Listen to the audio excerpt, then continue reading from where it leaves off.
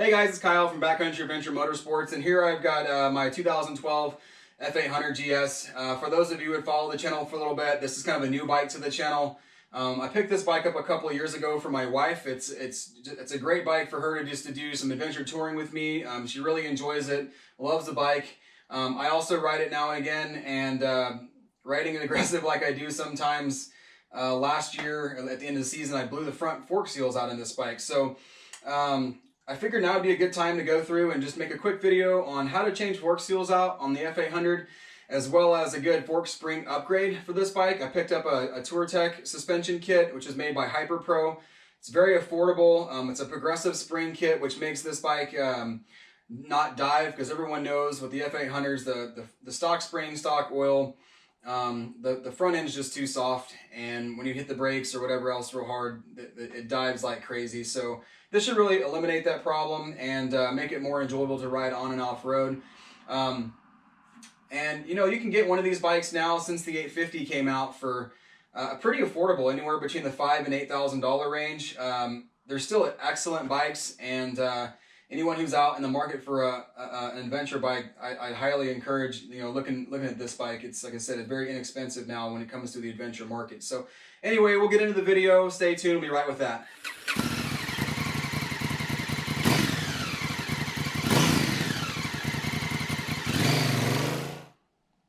All right, so here I've got the Touratech suspension upgrade kit that they make. Again, it's some HyperPro springs.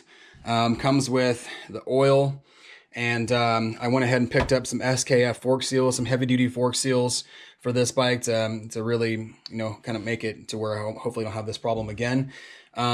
What's nice about BMWs, you don't need any special tools to tear apart the forks, just regular hand tools, a couple of Torx bits, and the only real tool you need for this is a fork seal driver. This is a 45mm fork seal driver.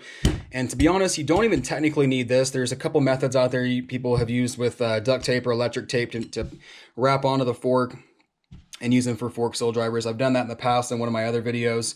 But yeah, really all you need is just the kit, some oil, plenty of rags, because this can be a really messy job, and then just a pan to pour the oil in off the forks. I'm gonna go ahead and pull the forks off. It's pretty basic to pull the forks off. I'm not gonna go into detail on that. Essentially, you remove the front wheel, remove the front fairing, take off the brake rotors, and then just loosen up the triple clamps, and they'll slide right out. Especially, this makes it easy if you have a center stand and you have the ability to weight the back end so the front wheel comes off the ground. So I'll go ahead and do that now, and then we'll get into the forks. All right, so one thing I want to add really quick, if you don't have a fork vise, which a lot of people don't, one thing I highly recommend, before you pull these forks out of the triple clamp, loosen these bolts, leave the bottom ones clamped, and then break this nut loose. Don't unscrew it all the way, just break it loose, because if you try to break this loose by just holding it with the wrench, it's a giant pain in the butt. So before I pull these forks out, I'll break this loose, and then I'll get these up on the bench and we'll start tearing them down. All right, so I got the fork all cleaned up. I'm gonna do one at a time here, but got the fork all cleaned up and off the bike and everything. Went ahead and broke this cap free while it was on the bike, like I said. So now I'm gonna go ahead and pull this this fork cap off. It's a 19mm wrench needed for that, and I'll pour out the oil as well as take out the fork spring. So once you unscrew this, slide the outer fork tube down a little bit and go ahead and drain out your oil. This oil actually looks pretty good. So if you have a shop manual, it's going to tell you that to get this cap off of this inside of this cartridge, you can look right there. There is a 13mm nut, and they say you need a special wrench to get that off. That's not true. All you do is put it on a hard surface. This spring isn't so tough that you can't squeeze it down. You see here, I'm just moving it down like that. Move it down, and then take a 13mm wrench, preferably one that has a kind of a thin jaw on it, and then get this cap out of the way, and it locks it in. So now what you can do is you can hold this nut and pull this cap off and then slide the spring off.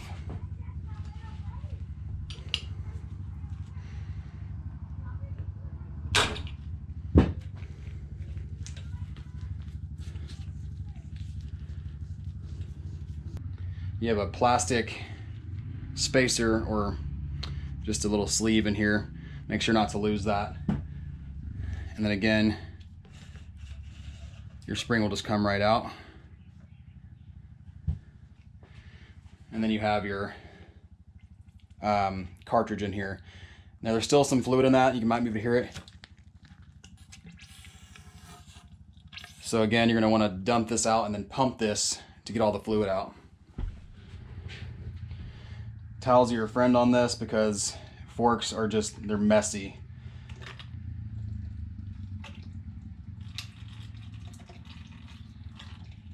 You just pump all this until this all comes out. All right, once you get all your oil drained, next thing we're going to do is we're going to pull the cartridge out. And the cartridge is again, it's inside the tube down here in the lower part of the tube. And there is a 8mm Allen head bolt right there.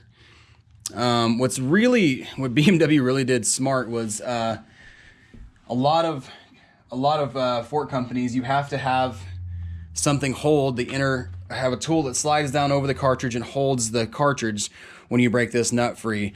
BMW actually has a groove down here in the bottom of the lower stanchion where the lower fork tube that inner cartridge sits in, so you don't have to hold it. It actually holds itself. So you just take an 8mm Allen head with a impact or a wrench, but impact works nice, and just break it free. Once you pull the cartridge out of the tube, you want to go ahead and just pump it real slow. If not, you'll shoot oil like clear across the room. So just pump it real slow until all the oil comes out.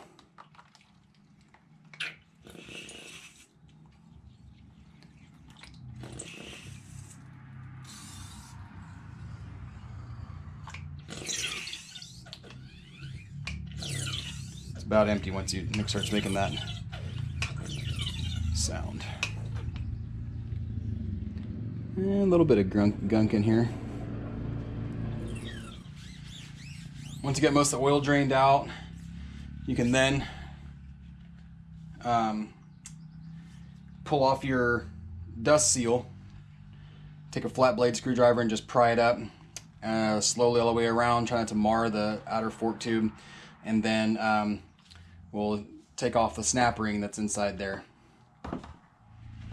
You can probably hear the four-wheeler and dirt bike in the background. My kids are out there riding. That's what's nice about living out in the country. Once you kind of get it started, you can just kind of work your way around and it should come right out. There we go.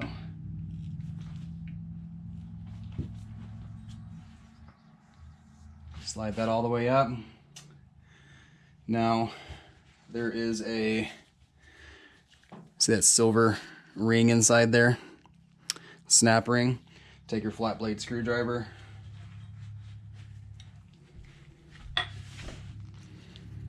And get it in that little groove in there. And then just snap it up. Might take a couple tries. There you go.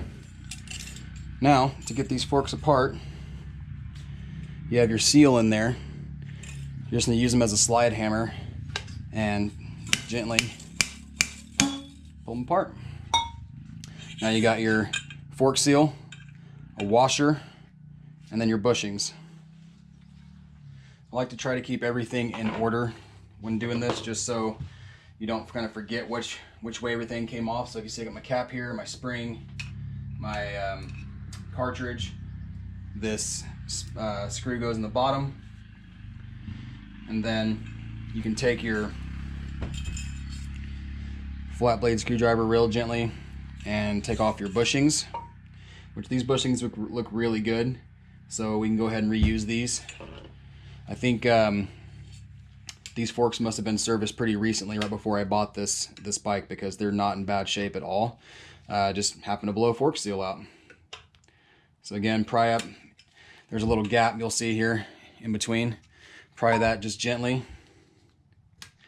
and you should be able to just kind of work this bushing up and off there.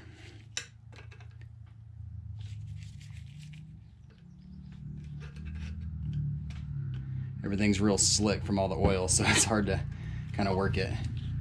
Just slide that bushing off like that. Put it in order. The next one just slides right off. Then you have your washer,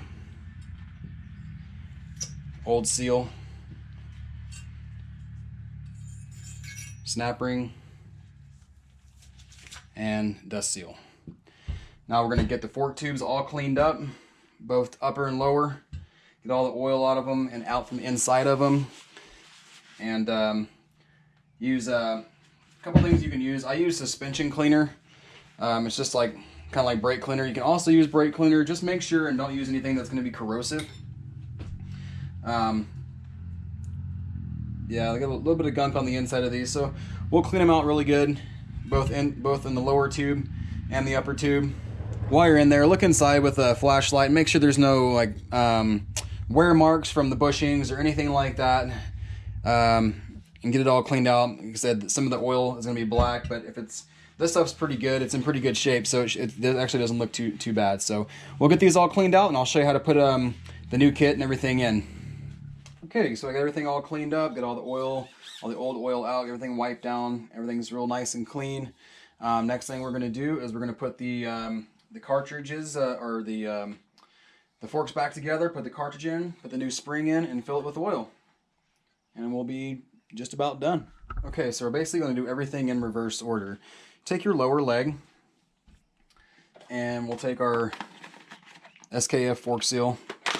What's good about these seals is they have very, very low stiction rate, but they are heavy-duty seals, so the chances of you blowing them again are pretty slim. Not saying it's impossible, but it's definitely helps out. So we'll take our fork oil that they give us, 10 weight. I'm gonna dip my finger in it, get it just a little bit of oil on the tip of my finger, and we're gonna take our dust seal and then just get the inside of it. This isn't a complete necessity, but it just helps them go on easier. Next thing we're going to do is on our lower fork tube, you see these grooves. We're going to wrap these with electrical tape.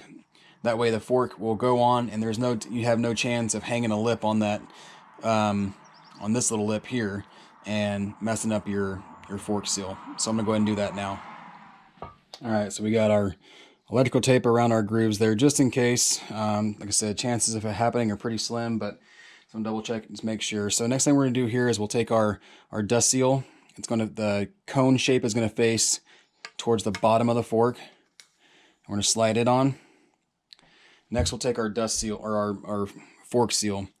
Now these have two springs. Normally you take the spring side goes inside where the oil is gonna be. Well, this one's got two springs on it. So you have a side that's got dots and a side that has a deeper groove. Now this deeper groove is going to face up. If the fork is, in its correct position, the deeper groove is going to face up. So the dot side is going to go on first. So take the dot side and work it on. I know that might be a little overkill in an explanation, but I see that question and I get that question all the time. So I just want to be very clear on how that works. Next, we're going to take our washer, put it on.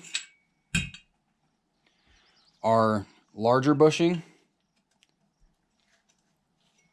Let's take the tape off so it slides on there a little easier.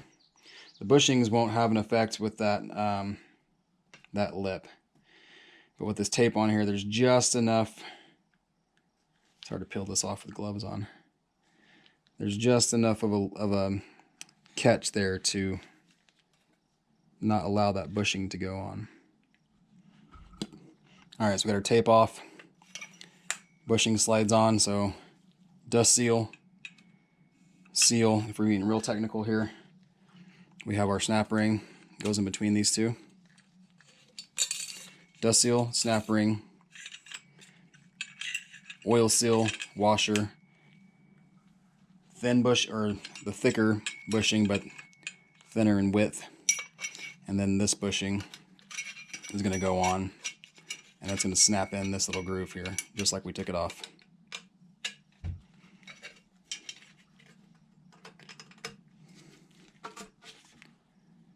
Push it down until it clicks.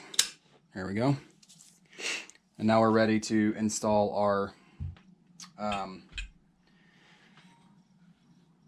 upper tube onto our lower tube. And again, we're just going to slide this all in, slide this stuff up, and now we've got our fork seal that sits on inside there. Now again, you can use a driver, but you don't have to.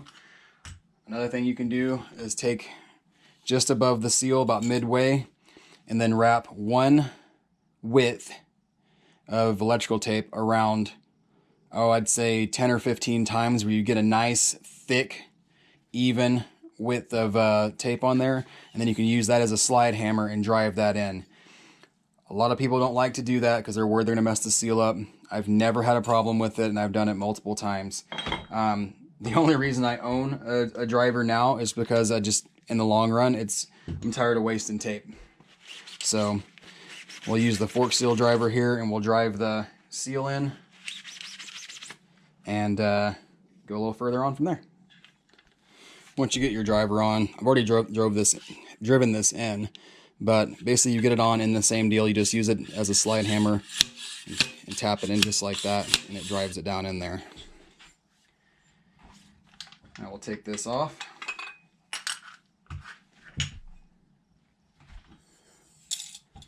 Put our snap ring in.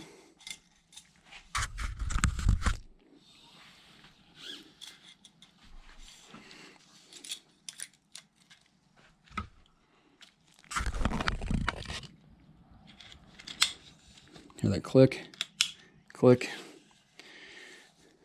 It's down inside the groove.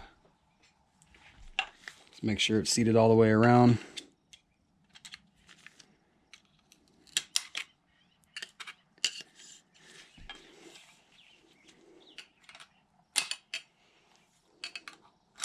There we go. And as you can see, it's down inside in that groove and it locks that seal in place. Then you can just take your dust seal, wipe any other oil or whatever. My hands get dirty just from having these gloves on. They hold oil a little bit and then holding all this stuff. But then you can take this, and you don't have to drive this in. You can just press that down, and your seal is replaced. It's actually fairly easy. A lot of people get freaked out about fork seals, but they're really not that bad. All right, next thing we're going to do is we're going to put our cartridge back in. So you remember how we had our cartridge out? Well, just a reverse process. And as I said, there's a groove down in there that holds this in, so we're just going to slide this in. Get all your innards in there, all the way to the bottom, and we're going to take our bolt and inspect this washer. If it's really, really crimped, I would suggest getting a new one and reusing it. This one looks like it's in really good shape, so we're actually going to reuse it. Or I guess I should say, if it looks like it's in bad shape, get a new one and don't reuse it. I think that's what I said. If it is in good shape, then by all means, reuse it. And we'll just thread this Allen bolt in and torque her down. All right, so once we got this bottom bolt in, we'll go ahead and torque it down. Torque spec on this is 30 Newton meters, or about 22¼ foot-pounds. Okay, so next thing we're going to do is add oil to our fork. Now, the directions for HyperPro, they say, stand that up there, let it fall in. The directions for HyperPro say 200 millimeters from the top, which means you fill this up and you measure 200 millimeters from the top. You can use a measuring tape, you can use a type of dipstick if you want to make one of those, or you can use one of these Motion Pro fork oil gauges. Either way is fine. But like I was saying, the directions say 200 millimeters. Be careful, because the box itself actually says, not sure if that's going to focus or not, 120 millimeters. This is the proper oil height. So we're going to pour oil in and measure pour oil in and measure 120 millimeters from the top.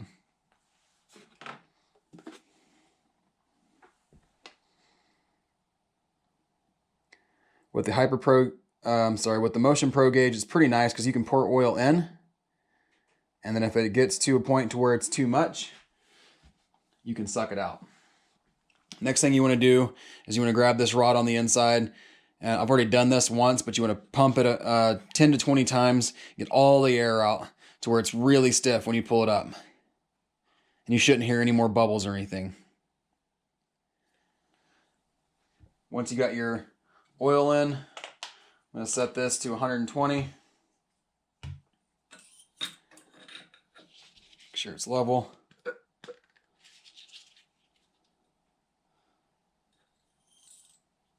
Looks like we're there.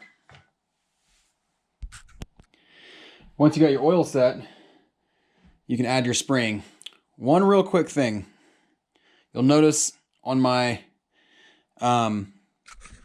cartridge on the inside, I don't have the black guide on. Right here. Here's why. I don't have the other one right now, but on the spring, it was so tight in here that it would not go in. You could force it in from the bottom. Whenever you slide this on, you'd force it in from the bottom. The problem is, once you got to about here, it was so tight that it wouldn't go any further. When you tried to compress it, it wasn't coming out. Plus, you need to be able to compress this down afterwards to be able to put your fork cap on. So since this is a guide, the only thing it does is keep that spring from bouncing around inside there. For whatever reason, it's tight.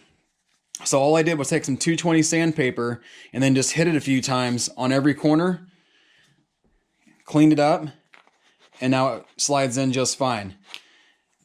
I don't think you'll have to do that on yours, just because I think it's just a flaw in either the plastic piece that came in the fork, or the diameter of this is just a tiny bit different than what the diameter is on the original spring. I could measure it, but long story short, to make it work, if you have this problem, hopefully you don't, but if you do, take some 100 grit or 220 sandpaper, just hit it a couple times. I literally probably hit it maybe 10 to 15 times on each side, cleaned it up, get all the grit and stuff off of it afterwards. And now I'm going to put it back on the rod, and I'll slide the spring in.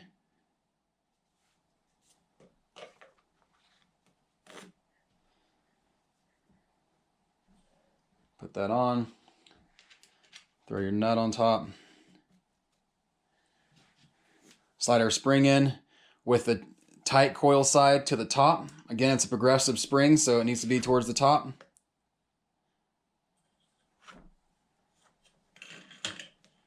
And then try to walk this spring down, because what's going to happen is your dampening rod is going to want to fall down with it. And you have to have that dampening rod up to be able to put the cap on. All right, so go ahead and grab the top of that. I'm not sure you can see that. Grab the top of that, hold it. Remember your plastic washer, put that on. And then take your top cap and thread that on. Gonna thread that on until it stops.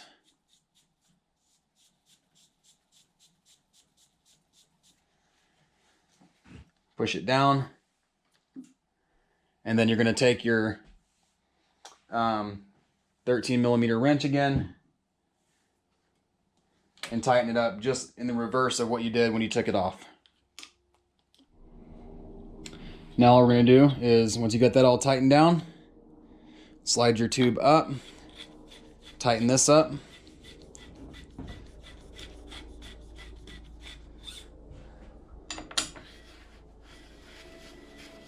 And again, just get it snug, and then once you get it in your fork clamps, you'll be good to go to get it torqued down to spec.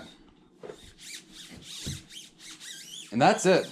Once you get that torqued down to spec, obviously put them back in the bike, and you're good to go. We have a complete leg, we have our fork seals, and this fork is much better than what the OEM spring and oil was. I think that's going to be a good addition. From the other side, it's the exact same.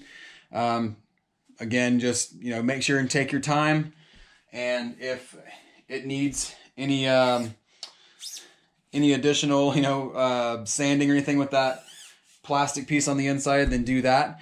But other than that, it's a very simple process, and I hope this helps you out. So real quick, I just want to show you something. Fast forward to the second fork leg.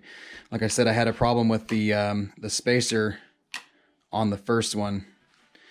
The second one here